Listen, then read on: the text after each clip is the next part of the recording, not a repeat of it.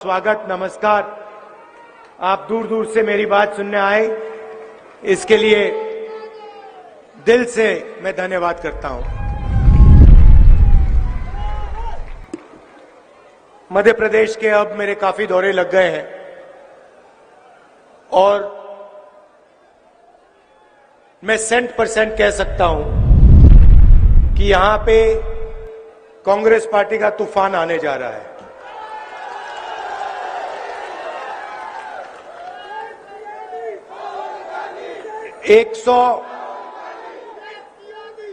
आप लिख के रख लो, मध्य प्रदेश की जनता कांग्रेस पार्टी को 145 से 150 सीट तक देने जा रही है और इसका कारण है, सबसे पहला कारण 5 साल पहले आप सब ने कांग्रेस पार्टी की सरकार चुनी थी। बीजेपी की सरकार नहीं चुनी थी आपने। मध्य प्रदेश की जनता ने कांग्रेस पार्टी को चुनाव जिताया था, सही? और फिर बीजेपी के नेताओं ने, नरेंद्र मोदी जी ने, शिवराज चौहान जी ने, अमित शाह जी ने मिलकर एमएलएस को खरीदकर आपकी सरकार, मध्य प्रदेश की चुनी हुई सरकार को चोरी किया। करोड़ों रुपए देकर कांग्रेस पार्टी के एमएलएस को खरीदकर, सौदा करके, जो आपका निर्णय था, जो आपकी दिल की आवाज थी, उसको बीजेपी के नेताओं ने, प्रधानमंत्री ने कुचलने का काम किया। आपके साथ धोखा किया। किसके साथ? मध्य प्रदेश के अरबपतियों को धोखा नहीं दिया, किसानों को धोखा दिया, मजदूरों को, छोटे व्यापारियों को, युवाओं को, बेरोजगार युवाओं को धोखा दिया। हम आपकी सरकार चलाना चाहते थे। हमने किसानों का कर्जा माफ किया था। 27 लाख किसानों का कांग्रेस पार्टी ने कर्जा माफ किया था। आपको याद होगा, उस समय बीजेपी के नेताओं ने कहा था कांग्रेस पार्टी ये काम नहीं करेगी, मगर हमने काम करके दिखाया। पूरा मध्य प्रदेश जानता है। और देखिए, शिवराज जी का काम देखना है तो मैं आपको दिखाता हूं। यहां पे बेरोजगार युवा जो हैं, हाथ उठा के दिखा दो। ये देखो, लाइन लग गई। तो यहां पे मध्य प्रदेश में आप किसी भी युवा से पूछो क्या करते हो, यह जवाब मिलता है, कुछ नहीं करते। मोदी जी अपने भाषण में, हर भाषण में कहते हैं, हर डिस्ट्रिक्ट में जाते हैं, कहते हैं यहां हमने 500 कारखाने खोले हैं।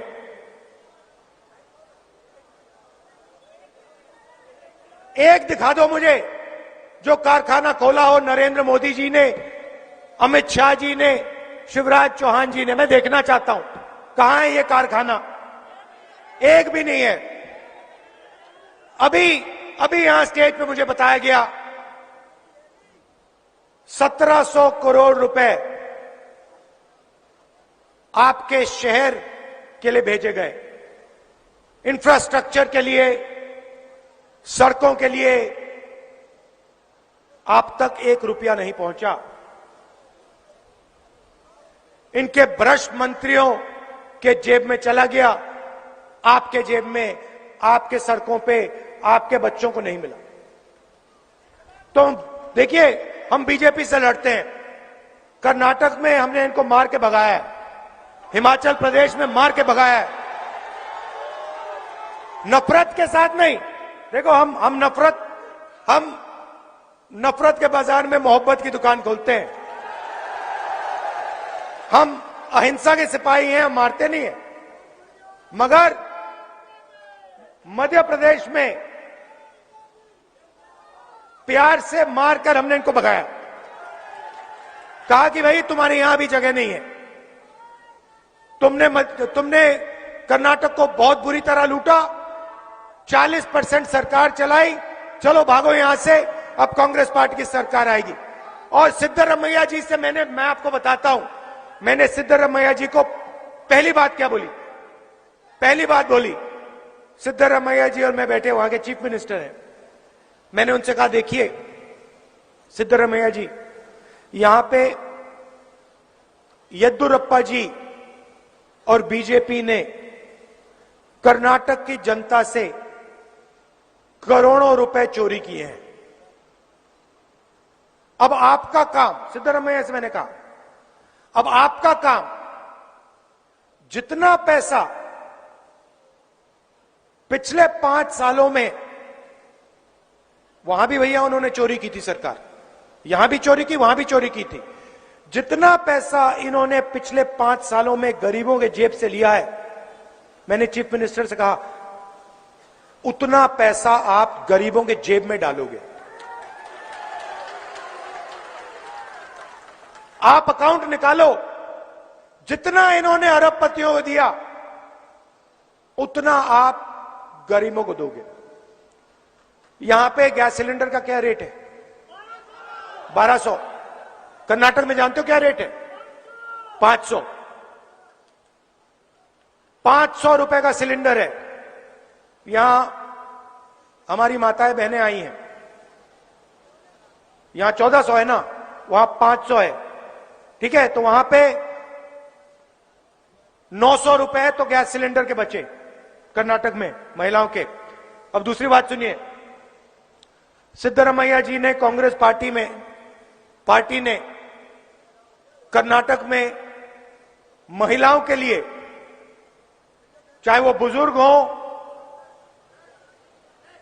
बच्चे हो, महिलाओं के लिए पूरे कर्नाटक में बस के टिकट फ्री कर दिए हैं। मतलब बस में महिला जाती है, कुछ खरीदने जाती है, इलाज करवाने जाती है, 1 रुपया नहीं देती, 1 पैसा नहीं देती है कर्नाटक में। किसानों का कर्जा माफ हुआ। चलिए छत्तीसगढ़ ले जाता हूं आपको। छत्तीसगढ़ में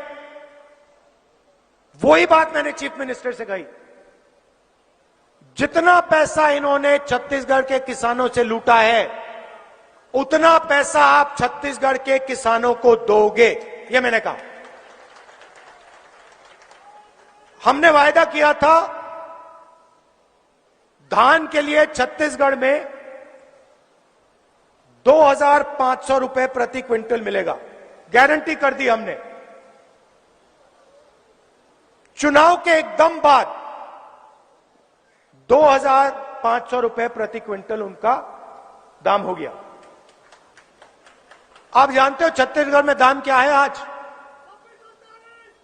नहीं 2640 नहीं, आज 2800 और चुनाव के बाद 3200।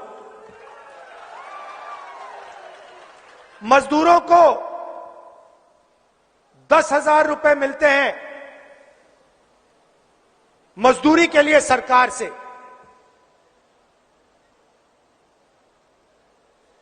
हमारी सोच, जब तक हम जनता की जेब में पैसा नहीं डालेंगे तब तक अर्थव्यवस्था चालू नहीं हो सकती, तब तक रोजगार नहीं मिल सकता। छत्तीसगढ़ में कुछ ही दिन पहले मेरी किसानों से बात हुई। मैंने उनसे पूछा, एक किसान था, मैंने उससे पूछा भाई बताओ यहां पे सही रेट मिल रहा है, धान के लिए, धान उगाते हैं, धान के लिए सही रेट मिल रहा है, तो आपका जो खेत है उसका दाम बढ़ा होगा। आपके खेत का क्या दाम है? मैंने किसान से पूछा, उसके जवाब से मैं हैरान हो गया। मुझे कहता है, राहुल जी मुझे अपने खेत का दाम नहीं मालूम। मैंने कहा ये क्या बोल रहे हो? आप कैसे किसान हो कि आपको अपने खेत का दाम ही नहीं मालूम? कहता है मुझे दाम से कुछ लेना देना नहीं है, मैं इस खेत को कभी बेचूंगा ही नहीं, पूरी जिंदगी मैं इस खेत को नहीं बेचूंगा। क्यों? क्योंकि छत्तीसगढ़ की सरकार मुझे धान के लिए सही रेट देती है। छत्तीसगढ़ की सरकार ने 5 साल में जो मेरा कर्जा लगा था, बीजेपी की सरकार जब थी, जो मेरा कर्जा लगा था, वो सारा का सारा कर्जा कांग्रेस पार्टी की सरकार ने उतार दिया।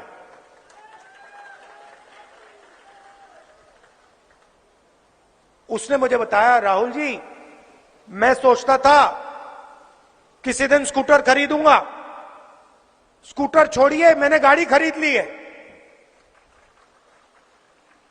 होता क्या है, हम किसान मजदूर के जेब में पैसा डालते हैं। यहां हमने कर्जा माफी की बात की, 27 लाख किसानों का कर्जा माफ किया। मैं आपको यहां गारंटी दे रहा हूं, चुनाव के बाद मध्य प्रदेश में किसानों का कर्जा माफ होगा। 2 लाख रुपए तक का कर्जा माफ होगा। क्यों? क्योंकि हम चाहते हैं कि जब किसान के जेब में पैसा आए, मजदूर के जेब में पैसा आए, तो उस पैसे को जाके वो खर्च करे। शर्ट खरीदे, पैंट खरीदे, जूता खरीदे, मोबाइल फोन खरीदे, स्कूटर खरीदे, गाड़ी खरीदे। अगर किसान और मजदूर पैसा खर्च करेंगे तो फायदा किसका होगा? छोटे दुकानदार का फायदा होगा, छोटे व्यापारियों का फायदा होगा,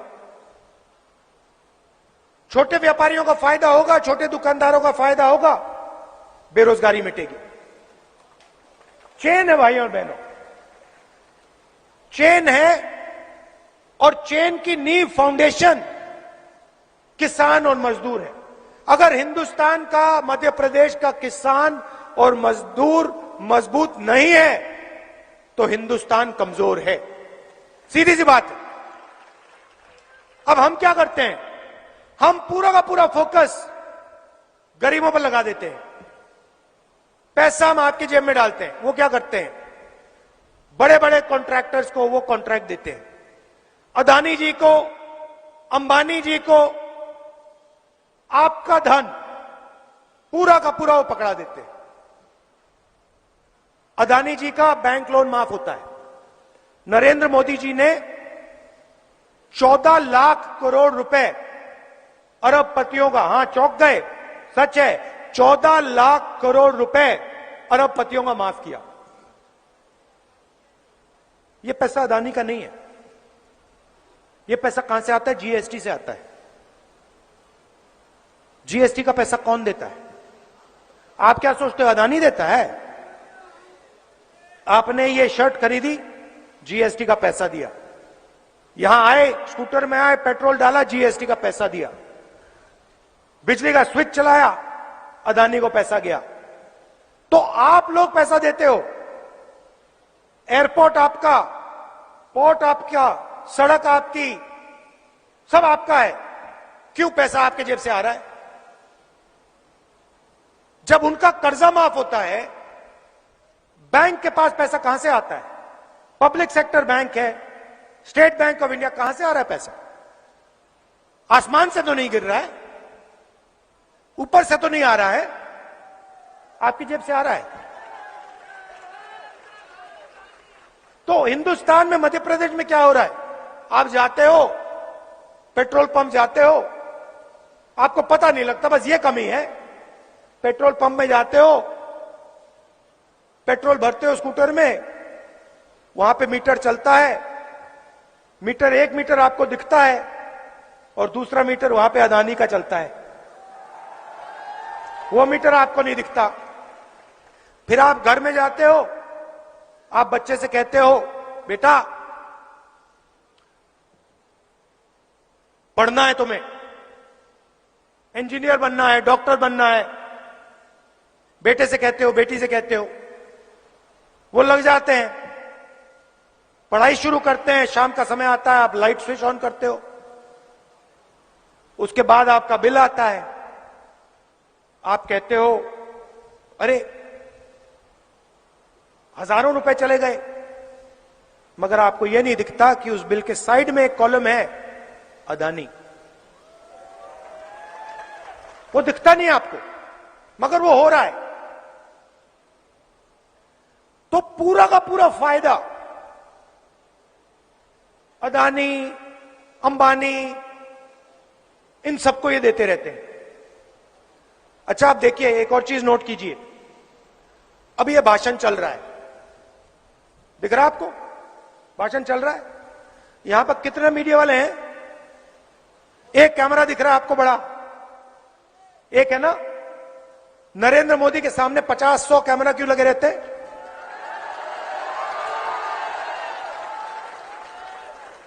नरेंद्र मोदी जी का आपको चेहरा 24 घंटा टीवी पे मिलेगा। आप टीवी ऑन करो, टीवी ऑन करते हो, अदानी जी के यहां बिजली का पैसा जाता है सीधा। जैसे ही ऑन किया, जैसे आपने टीवी ऑन किया, खट उनका मीटर वहां चालू हो जाता है अदानी जी के घर में। और फिर मोदी जी का चेहरा आता है, आपको हिंदू धर्म की बात करेंगे, हिंदू मुस्लिम की बात करेंगे, एक दूसरे से लड़ाएंगे, और पैसा अदानी जी के यहां चला जाए।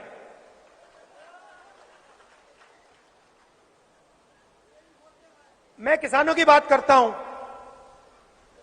मैं मजदूरों की बात करता हूं, मैं छोटे दुकानदारों की बात करता हूं। एक कमी है,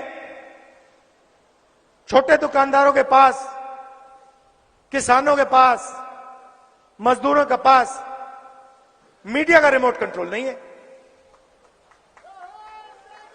बस यही बात है। अगर मीडिया का कंट्रोल हिंदुस्तान के किसानों के हाथ में होता, मजदूरों के हाथ में होता, बेरोजगार युवाओं के हाथ में होता, तो राहुल गांधी का चेहरा आपको 24 घंटा मीडिया पे दिखता कि ये हमारा आदमी है, ये कर्जा माफी की बात करता है, ये बिजली बिल हाफ करने की बात करता है, मगर कंट्रोल ही नहीं है आपका। कंट्रोल अदानी जी का। आपके यहां से पैसा जाता है। बताओ भैया, जीएसटी से यहां किसी को फायदा हुआ? नोटबंदी से फायदा हुआ? नरेंद्र मोदी जो किसान बिल लाए उससे फायदा हुआ किसी को? अच्छा, एक और बात बताओ, अदानी जी का, इन लोगों का, अरबपतियों का 14 लाख करोड़ रुपए कर्जा माफ हुआ है। बीजेपी ने यहां किसी का कर्जा माफ किया? एक युवा है जिसने कर्जा लिया हो, बैंक के पास जाए, कहे कि भैया मेरा कर्जा माफ कर दो, लाठी मार के भगा देंगे उसको। कहेंगे कैसी बात करते हो, तुम्हारा कैसे कर्जा माफ होगा? लाठी मार के भगाएंगे उसको। किसान जाता है बैंक में, किसान कहता है भैया हमारा कर्जा माफ करो, लाठी मार के टांग तोड़ देंगे। अदानी जी जाते हैं, लाल कालीन लग जाता है, सलूट मारते हैं सब लोग, कहते भैया कितना कर्जा माफ करवाना है आपको, बताइए, हम करते हैं। तो दो हिंदुस्तान बना रखे हैं। एक में 18,000 किसानों ने आत्महत्या की है मध्य प्रदेश में, एक हिंदुस्तान में, गरीबों के हिंदुस्तान में। दूसरे हिंदुस्तान में अरबपति लंदन में, जापान में, अमेरिका में महल खरीद रहे हैं, हवाई जहाज में उड़ रहे हैं, मर्सिडीज में, बीएमडब्ल्यू में चल रहे हैं। ये दो हिंदुस्तान बना रहे हैं। और मेरा कहना है कि एक हिंदुस्तान होना चाहिए,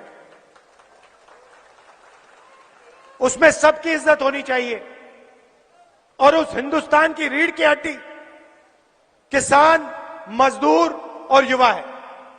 तो सबसे पहले किसान, मजदूर और युवाओं की देखभाल होनी चाहिए, उनकी रक्षा होनी चाहिए। भाइयों और बहनों, पहली बार हिंदुस्तान के इतिहास में, हिस्ट्री में पहली बार किसान टैक्स दे रहा है। पहली बार। ये शर्म की बात है।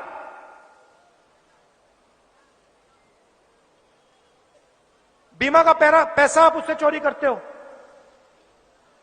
उसका कर्जा माफ नहीं करते, 12% टैक्स ट्रैक्टर पे लेते हो, 18% पेस्टिसाइड पे लेते हो, 5% खाद पे लेते हो, फर्टिलाइजर पे लेते हो। किसान अपने पैरों पे कभी खड़ा हो ही नहीं सकता। मंडी टैक्स लेते हैं, अदानी टैक्स लेते हैं, अंबानी टैक्स लेते हैं। तो यह फर्क है। हमारा पहला काम किसान, मजदूर की रक्षा करना।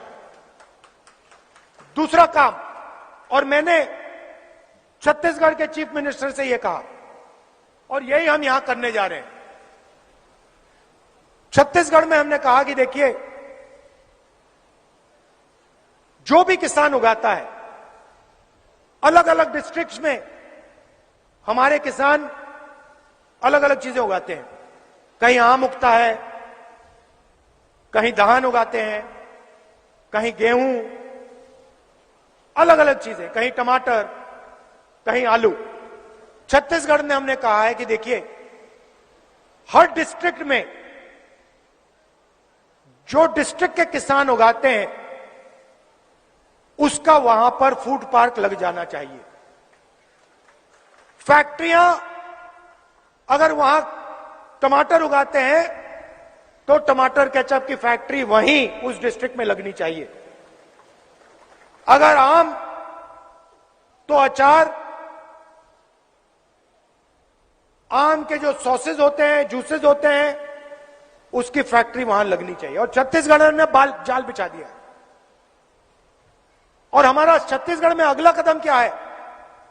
हम छत्तीसगढ़ में इंटरनेशनल एयरपोर्ट, 2-3 इंटरनेशनल एयरपोर्ट खोलेंगे जब हमारी दिल्ली में सरकार आएगी। और सीधा छत्तीसगढ़ से आम, धान, चावल, गेहूं सीधा एक्सपोर्ट होगा बाकी दुनिया में। तो यही हम मध्य प्रदेश के किसान के लिए करना चाहते हैं। मगर अगर किसान की रीढ़ की हड्डी कमजोर होगी तो यह काम नहीं किया जा सकता। इसलिए हमारा पहला कदम और आपसे पहला वायदा किसानों को कर्जा माफ करने का है। दूसरा वायदा, वो भी किसानों के लिए, गेहूं के लिए 2,600 रुपए प्रति क्विंटल, और यह 2,600 से 3,000 तक जाएगा। धान के लिए 2,500 रुपए प्रति क्विंटल, गारंटी। मतलब किसान को इससे कम नहीं मिलेगा। बिजली 100 यूनिट मुफ्त में,